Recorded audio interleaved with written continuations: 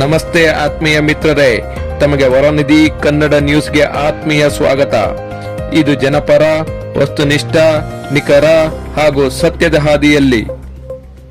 ವಿಷ್ಣುವರ್ಧನ್ ರವರ ಮೊದಲ ಸಿನಿಮಾದಲ್ಲಿ ಹಾವು ಹೊರಬಂತು. ಅವರ ಕೊನೆಯ ಸಿನಿಮಾದಲ್ಲಿ ಅದೇ ಹಾವು ಬಿಲದಲ್ಲಿ ಸೇರಿತು. ಇದು ಕೇವಲ ಸಿನಿಮಾ ದೃಶ್ಯವಲ್ಲ, ಅದು ಒಂದು ದೈವಿಕ ಸಂಕೇತವಾಗಿರಬಹುದು. ಇನ್ನೂ ಆಶ್ಚರ್ಯದ ವಿಷಯ ಏನೆಂದರೆ, ಕೊನೆಯ ದಿನಗಳಲ್ಲಿ ವಿಷ್ಣುದಾದ ಸಂಪೂರ್ಣವಾಗಿ ಆಧ್ಯಾತ್ಮದ ಕಡೆ ತಿರುಗಿದ್ದರು. ಮಿತ್ರರೇ, ಕೆಲವರ ಜೀವನ ಸಾಮಾನ್ಯವಾಗಿರುವುದಿಲ್ಲ, ಅದು ದೇವರೇ ಬರೆದ ಕಥೆಯಂತೆ ಅನಿಸುತ್ತದೆ. ಸಾಹಸ ಸಿಂಹ ಡಾಕ್ಟರ್ ವಿಷ್ಣುವರ್ಧನ್ ಅವರ ಜೀವನ ಕೂಡ ಅಂಥದ್ದೇ. ಆರಂಭವೂ ಹಾವು, ಅಂತ್ಯವೂ ಹಾವು, ಮಧ್ಯೆ ಒಂದು ಅದ್ಭುತ ಜೀವನ. ಇದು ಒಂದು ದೈವಿಕ ಪೂರ್ಣಚಕ್ರವೇ? 1972ರಲ್ಲಿ ಬಿಡುಗಡೆಯಾದ ನಾಗರಹಾವು ಇದೇ ವಿಷ್ಣುದಾದ ಅವರ ಸಿನಿ ಜೀವನದ ಭರ್ಜರಿ ಆರಂಭ. ವಿಷ್ಣುವರ್ಧನ್ ಅವರ ಮೊದಲ ಹೆಸರು ಸಂಪತ್ ಕುಮಾರ್. ಖ್ಯಾತ ನಿರ್ದೇಶಕರಾದ ಪುಟ್ಟಣ್ಣ ಕಣಗಾಲ್ ರವರು ಸಂಪತ್ ಕುಮಾರ್ ಹೆಸರನ್ನು ಬದಲಿಸಿ ವಿಷ್ಣುವರ್ಧನ ಎಂದು ನಾಮಕರಣ ಮಾಡಿದರು. ನಾಗರಹಾವು ಚಿತ್ರದಲ್ಲಿ ವಿಷ್ಣುವರ್ಧನ್ ರವರು ರಾಮಚಾರಿ ಪಾತ್ರದಲ್ಲಿ ಮನೋಜ್ಞ ಅಭಿನಯ ನೀಡಿದ್ದರು. ಅವರು ಆಂಗ್ರಿ ಯಂಗ್ ಮ್ಯಾನ್ ಆಗಿ ಪರಕಾಯ ಪ್ರವೇಶ ಮಾಡಿದ್ದರು. ಅದರಲ್ಲಿ ಚಿತ್ರದುರ್ಗದ ಕೋಟೆಯ ಮೇಲೆ ದುರ್ಯೋಧನ ಲಾಂಛನವಾದ ನಾಗರಹಾವನ್ನು ಬಾವುಟದಲ್ಲಿ ಚಿತ್ರಿಸಿದ್ದರು. ಒಂದು ಕೋಲಿಗೆ ಕಟ್ಟಿ ಬಾವುಟ ಮಾಡಿದ್ದರು. ಈ ಸಿನಿಮಾದಲ್ಲಿ ಅವರು ಕೇವಲ ನಟನಾಗಿ ಬಂದಿಲ್ಲ, ಅವರು ಒಂದು ಸಿಡಿಲಿನಂತೆ ಬಂದರು. ನಾಗರಹಾವು, ಹಾವು ಎಂದರೆ ಶಕ್ತಿ, ರಹಸ್ಯ, ದೈವತ್ವ. ಹಾವು ಹೊರಬರುವುದು ಎಂದರೆ ಒಂದು ಶಕ್ತಿಯ ಉದಯ, ಒಂದು ಹೊಸ ಆರಂಭ. ಹಾಗೆ ವಿಷ್ಣುದಾದ ಅವರ ಪಯಣವೂ ಅದೇ ರೀತಿ ಆರಂಭವಾಯಿತು. ಅದರ ನಂತರ ಅವರು ಕೇವಲ ಸ್ಟಾರ್ ಅಲ್ಲ, ಅವರು ಒಂದು ಭಾವನೆ, ಒಂದು ನಂಬಿಕೆ. ಅವರ ಪಾತ್ರಗಳಲ್ಲಿ ಪ್ರೀತಿಯೂ ಇತ್ತು, ಕೋಪವೂ ಇತ್ತು, ಮಾನವೀಯತೆಯೂ ಇತ್ತು. ಅದರ ಕಾರಣಕ್ಕೆ ಅವರು ಕೇವಲ ಪರದೆಯ ಹೀರೋ ಅಲ್ಲ, ಜನರ ಹೃದಯದ ಹೀರೋ. ಆದರೆ ವಿಷ್ಣುದಾದ ಅವರನ್ನು ಜನರು ಕೇವಲ ಒಬ್ಬ ಮಹಾನ್ ನಟನಾಗಿ ಮಾತ್ರ ನೆನಪಿಸಿಕೊಳ್ಳುವುದಿಲ್ಲ, ಅವರು ಒಂದು ದೊಡ್ಡ ಹೃದಯದ ಮಾನವನಾಗಿ ನೆನಪಿಸಿಕೊಳ್ಳುತ್ತಾರೆ. ಸಹಾಯ ಮಾಡುವ ವಿಷಯ ಬಂದಾಗ ಅವರು ನಿಜಕ್ಕೂ ದಾನದಲ್ಲಿ ಕರ್ಣ. ಅವರು ಎಷ್ಟೋ ಜನರಿಗೆ ಸಹಾಯ ಮಾಡಿದರು, ಎಷ್ಟೋ ಕುಟುಂಬಗಳಿಗೆ ನಿಂತರು, ಎಷ್ಟೋ ಮಂದಿಗೆ ಧೈರ್ಯ ಕೊಟ್ಟರು. ಆದರೆ ಅದರಲ್ಲಿ ದೊಡ್ಡ ವಿಷಯ ಏನು ಗೊತ್ತಾ? ಅವರು ಮಾಡಿದ ಸಹಾಯವನ್ನು ಎಂದಿಗೂ ಯಾರಿಗೂ ಹೇಳುತ್ತಿರಲಿಲ್ಲ. ಇವತ್ತಿನ ಕಾಲದಲ್ಲಿ ಚಿಕ್ಕ ಸಹಾಯ ಮಾಡಿದರೂ ಲೋಕಕ್ಕೆ ಹೇಳುತ್ತಾರೆ, ಆದರೆ ವಿಷ್ಣುದಾದ ಮಾಡಿದ ಉಪಕಾರವನ್ನು ಮೌನವಾಗಿ ಮಾಡಿ ಮುಂದಕ್ಕೆ ನಡೆದು ಹೋಗುತ್ತಿದ್ದರು. ಅವರು ಕೊಟ್ಟದ್ದು ಹಣ ಮಾತ್ರ ಅಲ್ಲ, ಅವರು ಕೊಟ್ಟದ್ದು ಮಾನವೀಯತೆ. ಅವರ ಬಳಿ ದೊಡ್ಡ ಆಸ್ತಿ ಇರಲಿಲ್ಲ ಎಂದರೂ ಅವರಿಗೆ ಇದ್ದ ಅತಿ ದೊಡ್ಡ ಸಂಪತ್ತು ಏನು ಗೊತ್ತಾ?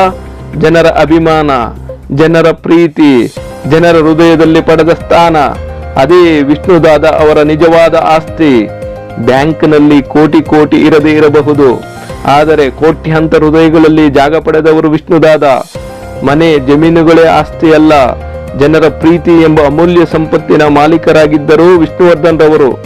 ಆದರೆ ಜೀವನದ ಕೊನೆಯ ಹಂತದಲ್ಲಿ ಒಂದು ದೊಡ್ಡ ಬದಲಾವಣೆ ಕಾಣಿಸಿತು. ಅವರು ನಿಧಾನವಾಗಿ ಒಳಗಿನ ಶಾಂತಿಯ ಕಡೆ ತಿರುಗಿದರು. ಹೆಸರು, ಯಶಸ್ಸು, ಕೀರ್ತಿಗಿಂತ ಆಧ್ಯಾತ್ಮ ಅವರಿಗೆ ಮುಖ್ಯವಾಯಿತು. ಧ್ಯಾನ, ದೇವರ ಚಿಂತನೆ, ಜೀವನದ ಅರ್ಥ ಇವೆಲ್ಲವೂ ಅವರೊಳಗೆ ಆಳವಾಗಿ ಬೆಳೆದವು. ಇನ್ನೂ ಒಂದು ವಿಶೇಷ ಸಂಗತಿ, ಕೊನೆಯ ದಿನಗಳಲ್ಲಿ ಅವರ ಸರಳ ವೇಷಭೂಷಣ, ಶಾಂತ ಮುಖಭಾವ, ಮೌನ ಸ್ವಭಾವ ಇವೆಲ್ಲವೂ ನೋಡಿದಾಗ ಅನೇಕರಿಗೆ ಸಾಯಿಬಾಬಾ ಸ್ಮರಣೆ ಆಗುತ್ತಿತ್ತು. ಅದು ಕೇವಲ ರೂಪವಲ್ಲ, ಅವರಲ್ಲಿ ಒಂದು ಶಾಂತಿ, ಒಂದು ವೈರಾಗ್ಯ, ಒಂದು ಆಧ್ಯಾತ್ಮಿಕ ಪ್ರಭೆ ಕಾಣಿಸುತ್ತಿತ್ತು. ಪರದೆಯ ಮೇಲೆ ಸಾಹಸ ಸಿಂಹ, ಜೀವನದ ಕೊನೆಯಲ್ಲಿ ಒಂದು ಸಾಧಕ. ಇದೀಗ ಬನ್ನಿ ಆಪ್ತ ರಕ್ಷಕ ಕಡೆಗೆ. ಈ ಸಿನಿಮಾದಲ್ಲಿ ಮತ್ತೆ ಹಾವಿನ ಸಂಕೇತ ಬರುತ್ತದೆ, ಆದರೆ ಈ ಬಾರಿ ಹಾವು ಹೊರಬರುವುದಿಲ್ಲ, ಅದು ಬಿಲವನ್ನು ಸೇರಿಕೊಳ್ಳುತ್ತದೆ. ಇದು ಏನನ್ನು ಸೂಚಿಸುತ್ತದೆ?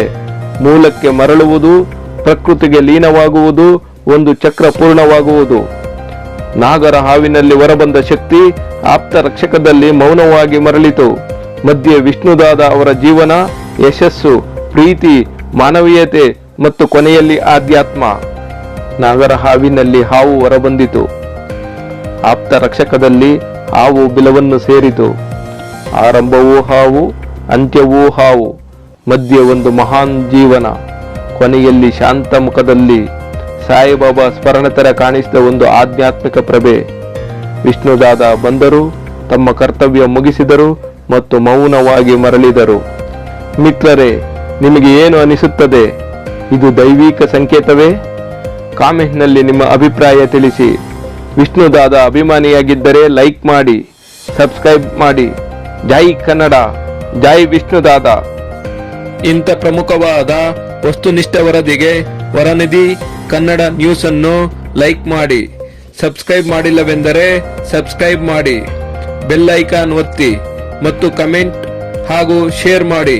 ಇದರಿಂದ ನಮಗೆ ನ್ಯೂಸ್ ಮಾಡಲು ಸ್ಫೂರ್ತಿ ದೊರೆಯುತ್ತದೆ ಹಾಗೂ ನಿಮಗೆ ನ್ಯೂಸ್ ಬೇಗ ಸಿಗುತ್ತದೆ. ಧನ್ಯವಾದಗಳು ಮಿತ್ರರೇ. ಜೈ ಹಿಂದ್, ಜೈ ಕರ್ನಾಟಕ.